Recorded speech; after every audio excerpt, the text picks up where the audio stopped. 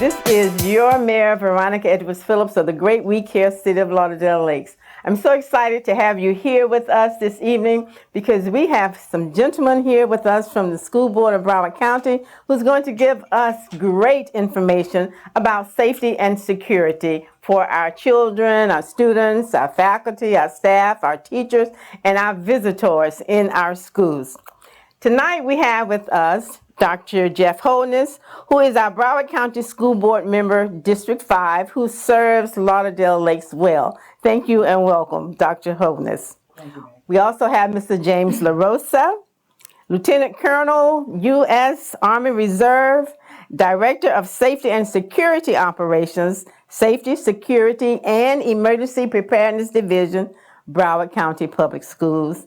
And certainly, we have Mr. Michael Gregory, Chief Safety and Security Officer, Safety, Security, and Emergency Preparedness Division, Broward County Public Schools. Now, with all of that and all those titles and names, you know that we're in for a treat with information.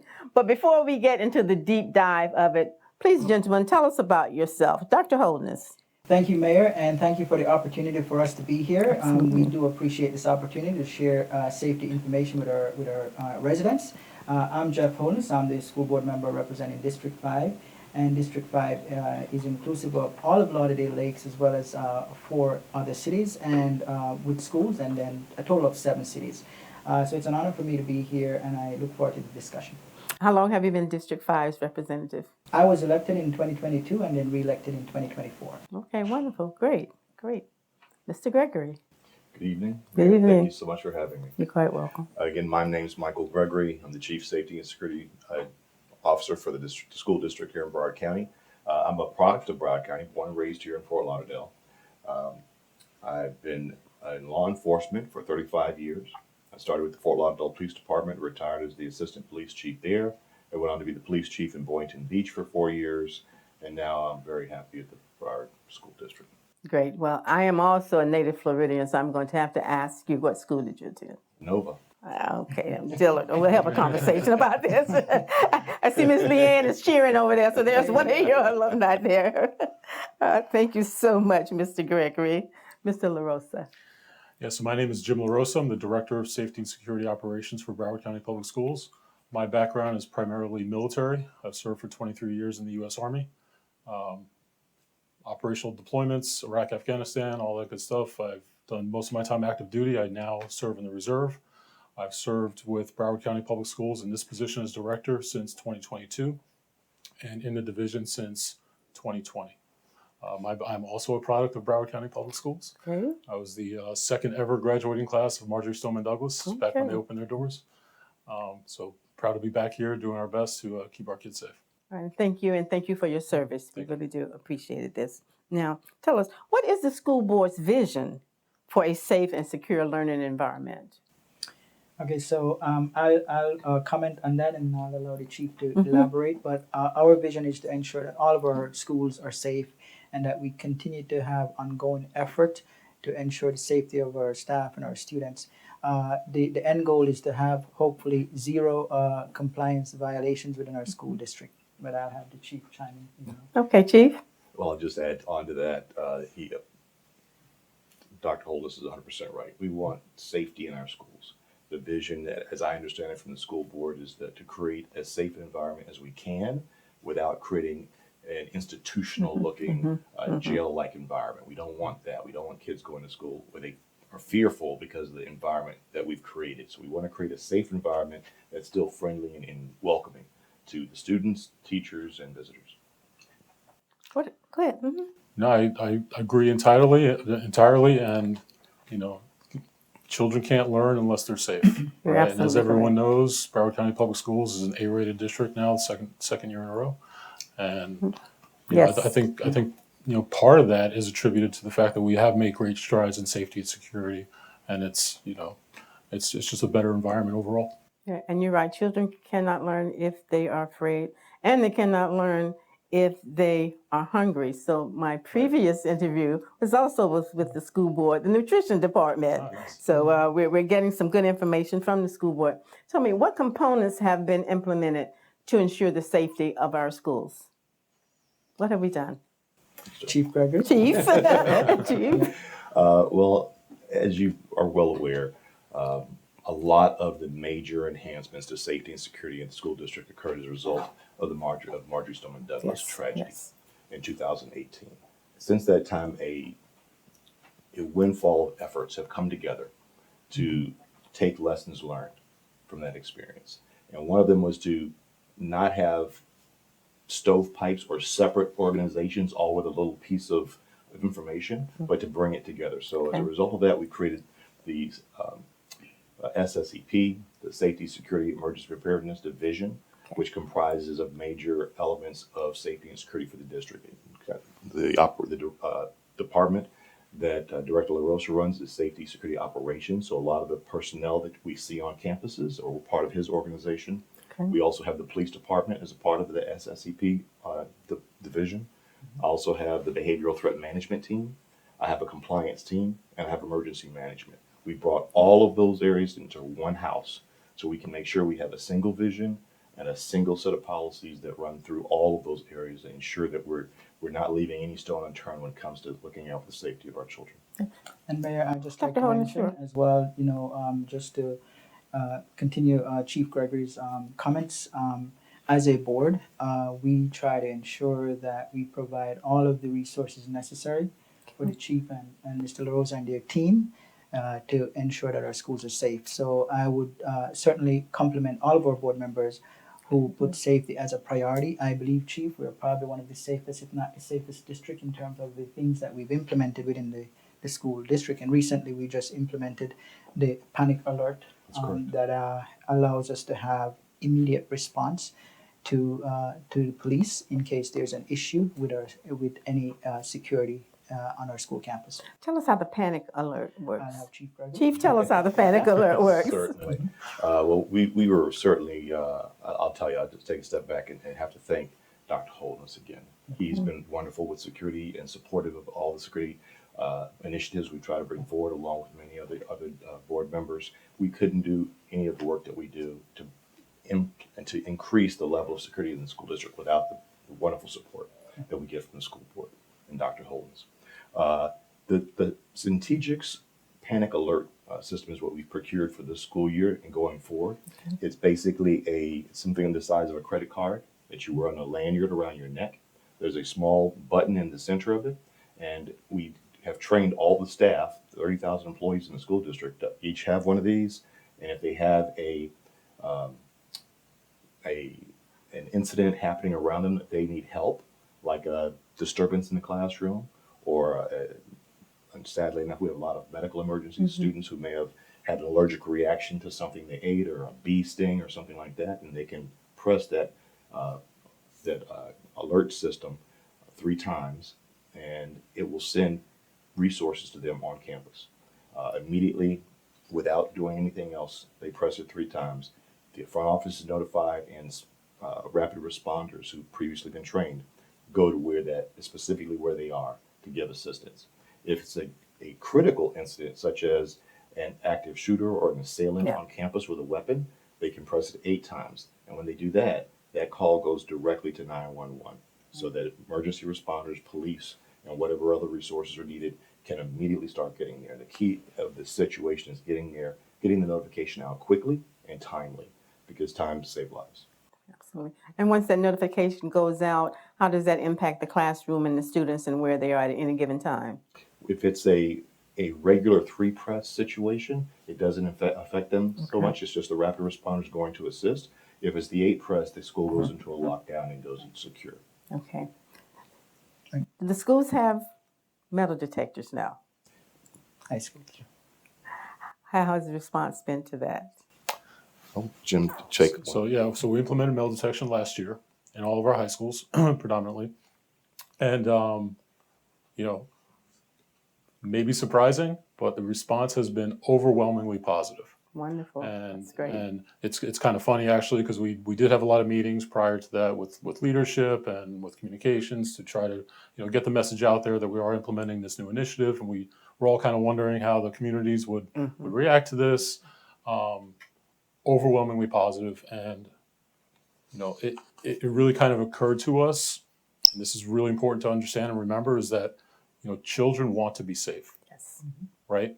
And that's so important. We've got positive feedback from students. Students have no issue going through. We haven't gotten any pushback that we expected would be possible. So it's been overwhelmingly favorable, really, over the past years. This is our second year of implementation. It's going well, and again, it's just one layer of security, and it's not impactful on the arrival process, and just one additional layer in addition to strategics that we just discussed, and all the other things that we do to really kind of keep our schools safe, but not, turn them into fortifications, which is not what we want to do. And Mayor, Yes. I wanted to mention too, as Mr. LaRosa mentioned, students want to feel safe, and parents want to be Yes. assured that their Absolutely. children are safe. And so I think that, with what we've been doing, and in terms of the metal detectors and all of the other layers of security that are there beyond just strategics and the weapon detection system, we're doing many other things. We're fencing around all of our schools. We have Yes. systems that are integrated in order to Single point communicate entry. and single point entry. So there's quite a bit going on, and what I want to assure the residents of Lauderdale Lakes is that Broward County schools are as safe as they ever been, and that we're probably one of the safest county in the state of Florida. So you can rest assured that with Chief Gregory's team, with the school board emphasis on safety, that we are going to continue to put every effort and every funding we can in ensuring our students are safe. Mr. LaRosa, earlier you mentioned the word funny. I have a little funny story that I would like to share. It's really not funny. Now it is now, but it was not then. First day of school on last year when metal detectors were installed. And the schools always invite the elected officials out to come out on the first day of school to interact with the kids. Well, the kids were going through the metal detector. Everybody was fine going through. I'm coming up talking to kids. I walked through. It went off. It was screaming. And I'm going, what? And I'm looking, what do I have on? I don't own a gun. But I don't know what happened. But I probably was the first person to set off the alarm in the new system at our high school here in Boyd Anderson. And it was not funny then, but it's kind of humorous now that I can look back on it and know that they work. They really do work. So we're glad that the metal detectors have been accepted and that the parents, student, and teachers and the community have found them to be very safe. Yes, Mr. LaRosa. So I'll share this with you because this always sticks with me. So in that period of time leading up to our implementation of metal detection, we've done our due diligence and done our research, and I interacted with a number of other districts around that were already implementing this and spoke to some principals. And one principal made it a great comment to me because we were talking about exactly this, right? How are the communities going to react? And he said, he's about our age. We're all roughly, give or take, the same age. But he's like, back when we were in school, and if you drove by a school that had metal detectors, you would say, wow, that's probably a really bad school. Absolutely. The times have changed. Yeah. Right now, he said, when you drive by a school and you see that, people think, wow, that's probably a pretty safe school. And it just always kind of stuck with me, and sure enough, that is really how things ended up being. Because like I said earlier, it's been favorable across the board and it works well. Yes, I'm glad for that. Yes. I can make a remark on that Chief, as well. yes. A lot of folks have that perception of the metal detector and its initial purpose of being detection, to detect a weapon, to detect something, a firearm. But what we found is, in addition to that benefit of the system, it serves as a deterrence. It serves as a great deterrence. And an anecdote to that is a separate initiative completely, is that we've been looking at our reported vaping incidents where students are smoking on campus. And prior to the statistics show that prior to the implementation of the metal detectors, there was a steady rise each year on vaping incidents that were reported to the people who take the statistics. The year after implementation of the metal detectors, we saw a decline in reported vaping incidents. because the students were afraid to take it through the machine. Take it to the machine. We did, as I understand some stories, we found several in the grass, in the bushes, outside the metal detector area. So they were discarding their contraband before they got into the campus. But we see that it's not just about catching someone with a weapon. There's a number of other side benefits, and it is about the perception of safety and security, and it serves as a way of keeping the campus safe beyond just weapons. So it has some unintended advantages also. Great. Well, we're going to stop and take one of the online questions, gentlemen. You did not get these in advance. Wild card question. Yes, yes. Dr. Holness is ready. There you go. There you go. Okay. Thank you, Ms. Williams, for your question. As a mom, I just want to know my child is safe from the moment they get to school and they come home. How are schools, parents, and law enforcement working together to stay on the same page about safety and emergencies? Okay, so what I would say to that question is that there is a concerted effort with the school district, with the safety team, to make sure everyone is informed. So we work together to put information out there as far as safety, and we also work with through the security department. We work with law enforcement, and everything is pretty much integrated. So there is much greater communication than there ever was. There is much greater response time and efficiency of responses and technology that we're using to ensure that our students are safe. But I'll allow the chief to comment because he has the expertise in that area. Chief. Well, I agree wholeheartedly with Dr. Holness. It's all about communication and transparency. We have great partnerships with our law enforcement partners, our security staff, the school employees, school staff, and we are doing much more than I think ever with communicating with parents. There's a number of reports that we publish to the school board publicly, but in particular our behavioral threat assessment reports. We publish that quarterly. They are audited, and parents can see those and download them if they like. The results, not the assessments, but the statistical results of compliance are available on the school board agenda website. In addition to that, I was just at a community meeting of principals and parents just last week, talking about technology, talking about safety measures we have on campus, and taking questions from the parents that were in the room as to what's going on. So it's almost like the 360-degree approach to communication and sharing of information. Not to mention, we also have a technology called ParentLink. So whenever there's an incident that occurs on campus, the principal's putting out that information so the parents know what's going on, whether it's that the air conditioner failed and we need parents to come pick up the students early today, or whether there's an incident that happened near the school and we're putting the school on secure to make sure that whatever happened outside campus doesn't spill onto the campus. So we try to keep everyone apprised with accurate information as much as possible, and so we can be as transparent and try to build trust along the way. Yes, I'm familiar with ParentLink. I am a former school board employee, so I'm familiar with ParentLink. Ms. Williams did not indicate the grades or the age of her children in her question regarding safety, but do you do anything different strategically for the safety, whether they're elementary, middle, or high schoolers? Is there something that's done differently? Yeah, there are some differences, and if you really kind of dig into the data and a lot of the information that's out there about some of these unfortunate incidents that have occurred in schools over the years, there are different types of things that you should be ready for depending on the level. So it does vary. As we mentioned earlier, we conduct metal detection in high schools. Okay. Right. So we're not doing that in elementary schools or middle at this time. But depending on the situation and the level, we do have different threat scenarios that we see from time to time. It does vary quite a bit. And as Mr. LaRosa mentioned, a lot of what we do as a district is data driven. So we look at where the majority of the concerns are as far as as Mr. LaRosa mentioned, with weapons. We see a lot more of that data coming out of high school, and so we felt it's important to implement metal detectors in high school.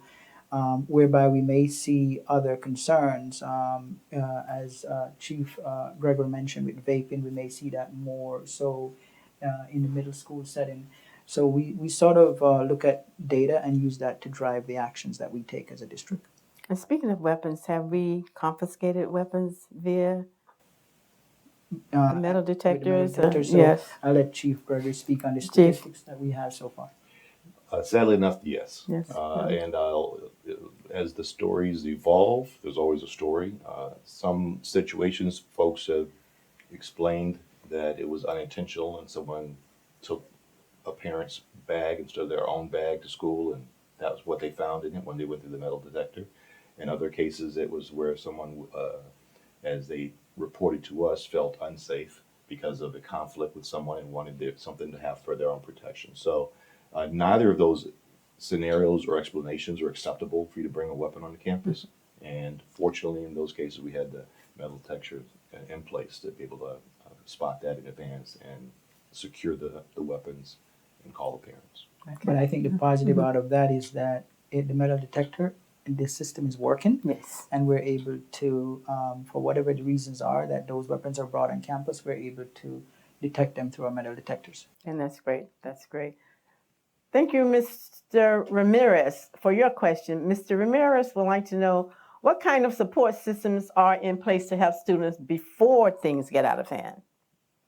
Okay. What's our prevention? Well, what I'll say to that question is, staff and teachers are trained to recognize warning signs, especially among our Okay. students, and to be able to then report those concerns to our counseling services, mental health counselors, guidance counselors, and so that way the school can or the district can then address those issues. So there are warning signs, training in place to identify any students with any sort of issues or concern. We also have different options for students. I believe it's Safe Watch and Safe so Watch, on. yes. That if they see something, they can report it.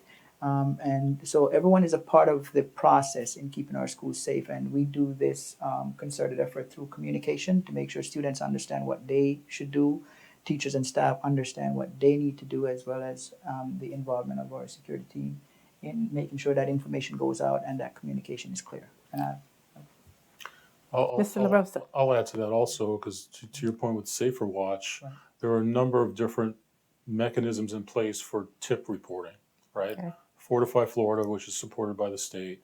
We have some internal methods for people to report tips if they see something, like see something, say something, Yes, right? yes, yes. And that goes such a long way for us. To my previous point earlier, students just want to be safe, and we do get a lot of information, a lot of tips from students, because students are the ones that see things and they report. So that really kind of helps us get ahead of any potential situations. And then, like Dr. Holness was saying, with all the everything we have in place for mental health and behavior threat management and those sorts of things, we were really able to kind of get ahead of it.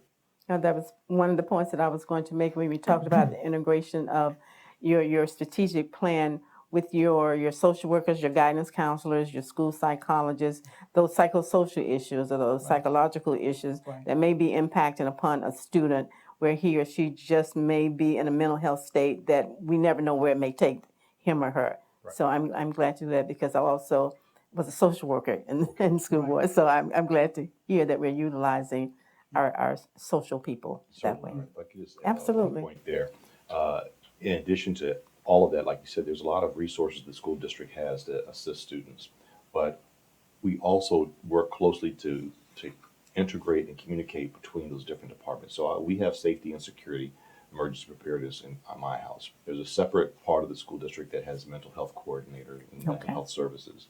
There's also a disciplinary component where when students' behavior on campus reaches a certain level, the discipline gets involved. There's a department that handles that. Well, all three of our departments are in lockstep in communicating. We have behavioral threat assessment meetings when a student presents certain behaviors that are a threat to others, and we bring everyone together on that to talk about it, to work out what is the best interventions we can we can find for the student, whether it's mental health counseling coaches, whether it's behavioral coaches, whether we can, and as well as interviewing the parents to find out if there's something going on at home that we can provide services, not to be in people's business, but we want to keep everyone safe. Right. And Mayor, I'd also like to Yes. mention, just to piggyback on Chief Gregory, the district is very intentional, the board is very intentional in spending a lot more than we were in the past on mental health services. That's good. We recognize that our students are going through stresses that they've never experienced before in the past. It is quite a different time that we're living in, and different obligations placed upon our students, and just dealing with all of the influences through social media and so on and so forth, including bullying that's done through social media. So we recognize all of this, and as a district, we are very intentional in allocating as much funding as we can and making sure those funding that are allocated, that they're spent and they don't roll over, that we actually spend that in mental health of our students. Okay, great, great. Ms. Green, Ms. Alicia Green, thank you for your question. Ms. Green states, we've heard a lot about using technology like cameras and apps for safety. How is that being balanced with making sure schools still feel like positive, welcoming spaces for kids?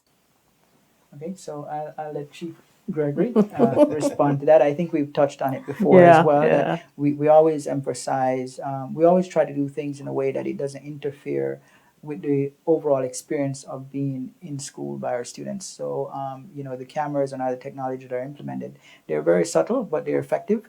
But I'll let Chief speak on that as Chief? far as how we make sure that students don't feel uncomfortable.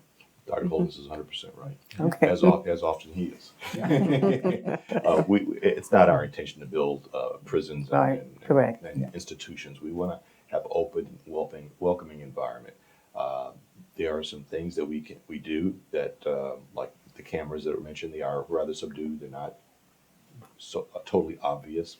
We do try to integrate as much of a welcoming environment to the opening of the school, the beginning where you start. Your first step is at the front office. So that's what we utilize, our single point of entry for the campus. So people aren't walking all over campus. You don't know where people are going. They have to go to the front office and check in and sign in as if you went to any other professional office where you check in. So we try to keep it subtle, but professional, and create a presence of security staff that we hope to be more of a deterrent than actually needed to intervene in anything. And we've been very successful with that thus far. Okay. And speaking of presence of security staff, what are the roles of the school resource officer?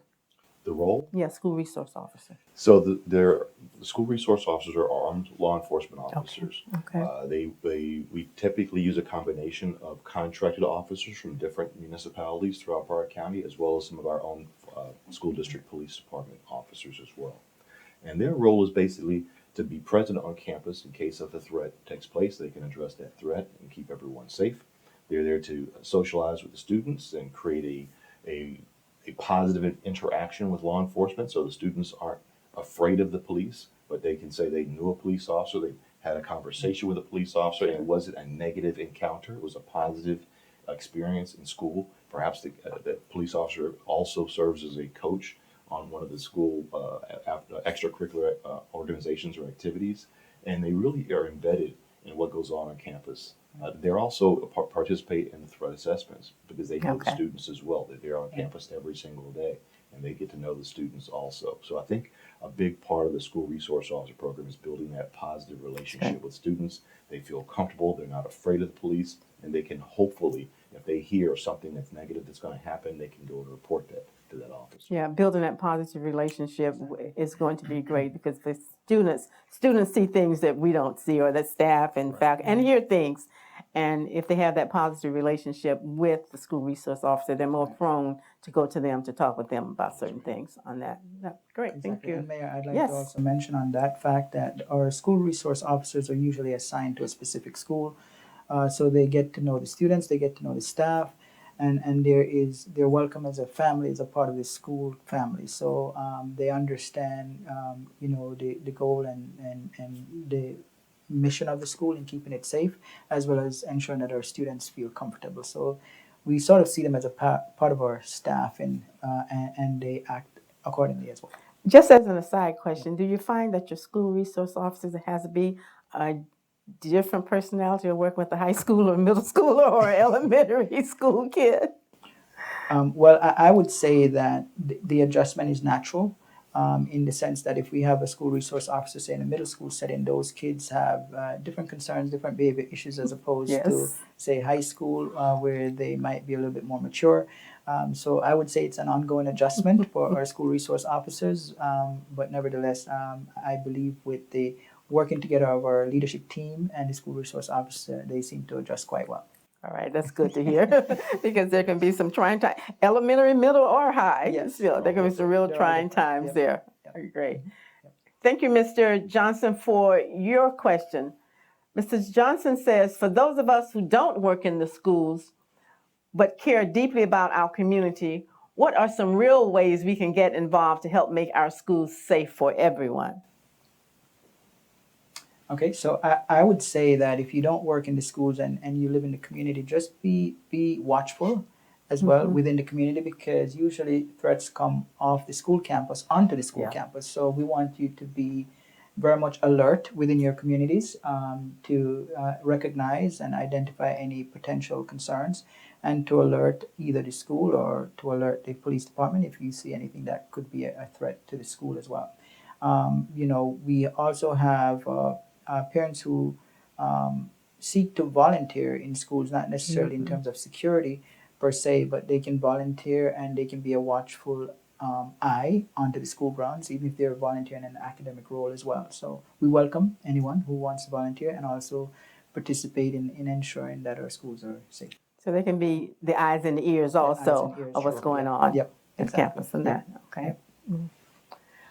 What is the board's approach to addressing student mental health as part of overall school safety? I think we touched on that a little bit too. Right. So could we expound just a little bit more? Right. So I think the board's approach is to first try to recognize warning signs, right? That our students are experiencing stress, and we provide training to our staff and our teachers in order to be able to recognize those warning signs and to respond accordingly by communicating to the respective departments within the school to ensure that action is taken if we see that a child has certain stresses, whether it's short-term or long-term or it's a prolonged issue.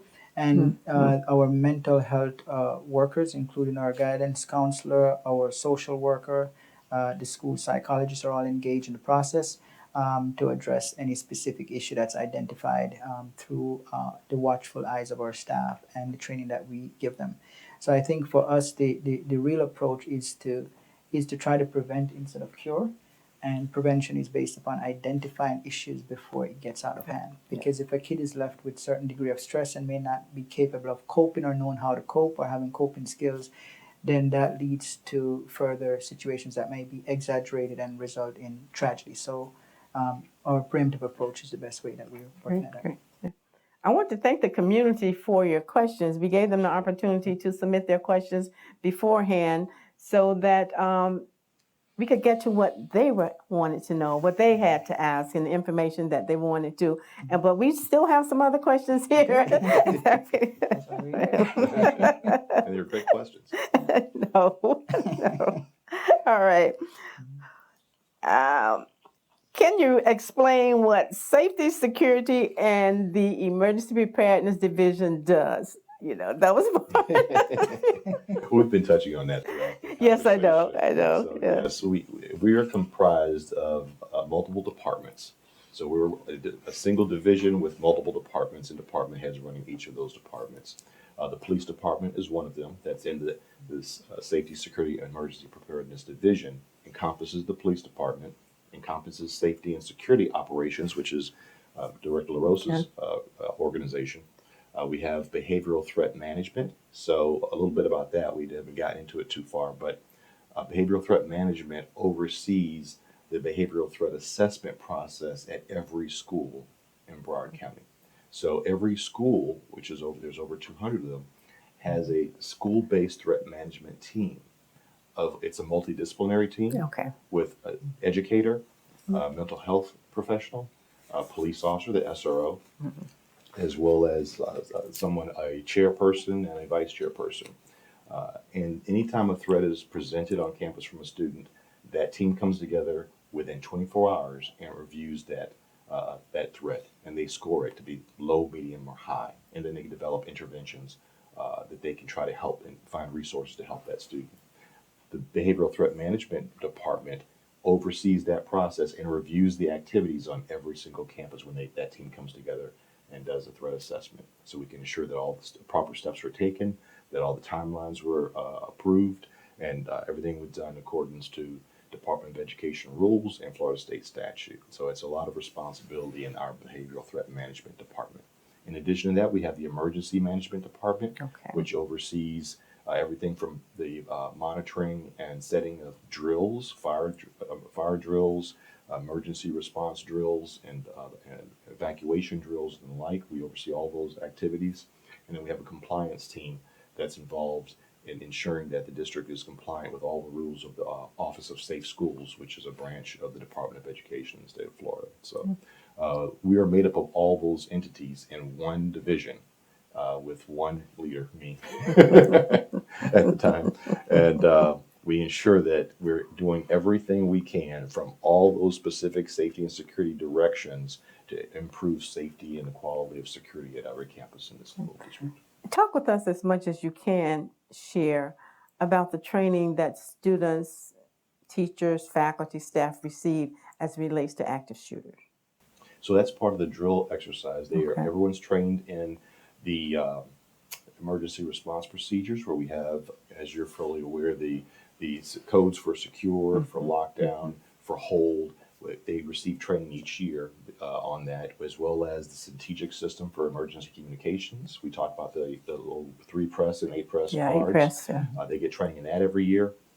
We get training as far as, like Dr. Holness mentioned, of mental health, so they know how to recognize when a student may be behaving differently and something might have changed in their life, either at home or maybe they're being bullied and don't know how to respond to it. So there's training that occurs for all the teachers and school staff to be able to recognize those things.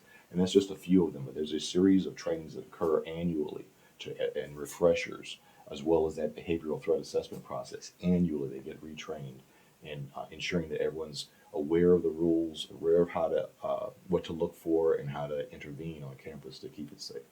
Is there any training that occurs for students specifically? Yes, there is, and I'll let Mr. Rosa speak to it. Our training for students mostly falls within the alignment of the drills, right? So, but it's very important. We reinforce this with the schools, and one thing we haven't really mentioned, which is critically important, is, and I see it getting better across the district every day, is getting that buy-in from the schools, from the administrators, and from the teachers, right? And that is so important, because we could have, all the SSEPs we want, and all the security people we want, and all the police officers we want, but if the folks on the ground, the teachers, the administrators, and students are not buying into what we're trying to do, it's not going to work, right? But that is getting so much better in this district by the day, and part of that comes with the drills and making sure we have a high level of fidelity in our drills. For example, if you do a lockdown drill, everyone needs to get up and go to the safe space and turn out the lights and do the whole thing, right? Not just, say you did it. So it's really getting a lot better. We do a lot of training across the district, as Chief mentioned. In addition to that, my staff goes out. We also do tabletop exercises. So we will go out and we'll sit down with the administrators and the safe teams and the leaders at each school, every school in Broward, and walk them through an actual scenario as it would occur on their campus, right? Because schools do vary, right? Campuses vary. Things are different no matter where you go. All 230 campuses are a little different, operate a little differently. So we take the time to make sure that we customize it as much as we can to make sure everyone's as ready as they can be. Right. And Mayor, I'd like to mention too that, we also ensure that students are aware of the programs that are there, like Safer Watch 45, and they utilize those in terms of ensuring that the schools are safe if they identify or they see anything. And we do that through communication as well. Okay, Chief. That was my same. Same You beat me thought. to Great it. minds You think beat me alike. to it. Right. We're big on teaching them safe, see Yeah. something, say Yeah. something, and how to do it. Okay, great. Hot button question. There's been a lot of talk about Army teachers and on campus. What's the district's thoughts about that? Well, I can tell you, I believe, and this might have been before Chief Gregory had came to the district, but I believe we had that discussion as a board quite some time, and it did not appear there is an appetite there to Okay. arm our teachers. We want to keep our schools as safe as possible. We don't necessarily believe keeping our schools as safe as possible is bringing more guns on campus. So I do believe that spending in the area of safety and security through the Safety and Security Department under Chief Gregory is a better approach. So I did not recognize a real desire to arm our teachers. Okay. But I believe that we can achieve the same result as far as keeping our schools safe without necessarily taking that measure. Okay, great. Wonderful. To that. I know at the beginning of our discussion, as it relates to metal detectors, that the reception was great, that everyone thought it was a great idea. Were there any challenges that you all encountered? There were many challenges in the beginning. You want to just give us a little Yes, few? I happened to have visited several schools during the implementation process when we first started to implement metal detectors. There were some challenges in the first few weeks. Some of those challenges were based upon just learning how to incorporate the system, and some of the challenges just simply had to do with the equipment itself, where it was a little bit overly sensitive, and we had to make sure we adjusted at the right balance. That's what happened to me that day. Yes. Yes. But beyond that, I think after a few weeks, we were able to basically reduce those concerns. And initially we had very long lines. Parents were very concerned, but within 2 to 3 weeks, we took care of that problem, and kids were able to move through smoothly. But it's the same with any new things that are instrument or technology that you implement anywhere. You're going to have those type of initial challenges that we were able to work through. Okay. With the relative success that we have had with the metal detectors and the strategic safety plans, what have we learned? Where are we going? What are we going to do next? Well, that's one thing we don't have to wait too long for. There's always something around the corner. Every year there's someone coming out with some new technology or a new procedure or a new piece of equipment. So we're constantly monitoring the horizon of what is going to, we don't want to be on the bleeding edge of technology. Right. We want to be close to the cutting edge, but Yeah. not the bleeding edge. So we're monitoring a number of areas. One that is getting a lot of attention right now is expanded use of drones as a response mechanism to incidents that happen on campuses. So we've been closely monitoring that, drone programs in other organizations, the success of them, and how well they're able to operationalize them, and maintenance and costs. And we want to see other folks' experience before we jump into the pool ourselves, deep at least. But that's one of them. And there's others with additional analytics that are capable for vape detection, for camera identification and alerting of people breaking a perimeter on campus, perhaps a fence line. So there's other things on the horizon that we've got on the radar.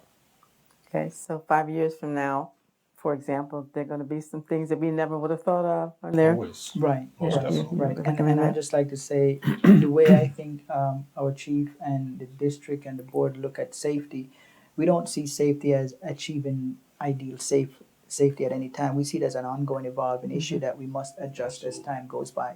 So we never got to the end result. We're always seeking to evolve and change as safety issues emerge. It's a journey, not the It's a destination. journey. Correct. Okay. Continuous Good, improvement and good, learning. A lot of Lauderdale Lakes is a very diverse community. We have many cultures, many languages in Lauderdale Lakes. Is there information available in different languages, and what languages is the information available in? Because we do have parents who English is not their first language. Yes, there is, and there is substantial information available. We also have, for our newly incoming parents who may not necessarily speak English, or their children, we have our international welcoming centers that are there to help our parents more easily assimilate within the school system. Within our school districts, we have ESOL programs that Yes, enable we have one here. students to Yes, we have one here. to do well in terms of not only acquiring the basics of language, but also they could also enroll in immersion type environments to be able to learn English and other languages as well. But we do have multiple resources available on each school campus as well to help students who are not able to speak the language or parents, and they have interpreters and interpreting programs that assist parents in making sure they understand what's required of them at the specific schools and for their children. Where is the International Welcome Center located? There is one, Chief, I think it's in the Hollywood area, and then I believe the district is looking to possibly have more centers as well. Oh, okay, that would be great, great. Do we have any live questions? A live question? Gentlemen, closing remarks? Well, I'd just like to say thank you, Mayor. I appreciate this opportunity to have myself and the security team, Chief Gregory, Mr. La Rosa, and we always look to inform the community as to the different issues affecting Broward County schools, and we are appreciative of mayors like yourself who engage us to bring this information to you. So thank you for having me, and it's a pleasure for me to be here. Thank you. Chief Gregory. Again, thank you. Thank you so much for the invitation and the opportunity to talk about what we're doing to keep children safe in the Broward County school system. I also believe that as much as we've talked about what we can detect in our capability, I think that also goes to serve as a deterrent to some folks who may be at home and not sure where they want to try it. Don't try it at Broward County Public Absolutely Schools. not. Absolutely. Director La Rosa. Again, thank you for the opportunity. This is a great city. Yes, it is. Great community. I'm familiar, and I'll tell you firsthand on camera, we've seen a great improvement in the schools in Lauderdale Lakes and Thank in you. District 5. We're very proud of the work we do in Broward County across the entire districts, and I would put us up against any county in the state or in the nation. We do a lot. We're working hard every day to keep all your children safe, and we're going to continue to do that every day. Okay. And thank you for your comment about the improvement in Lauderdale Lakes and our schools. As I'm sure you know, Yes. all of our schools were A or B schools That's right. this term around. So we're That's so very, very proud of that. Yes. So, all right. So thank you all so much. Dr. Thank you, Mayor. Holness, thank Appreciate it. you. Thank you. Chief and Director. Thank you, Mayor. Thank you all so Appreciate it. very, very much. All right. Thank you.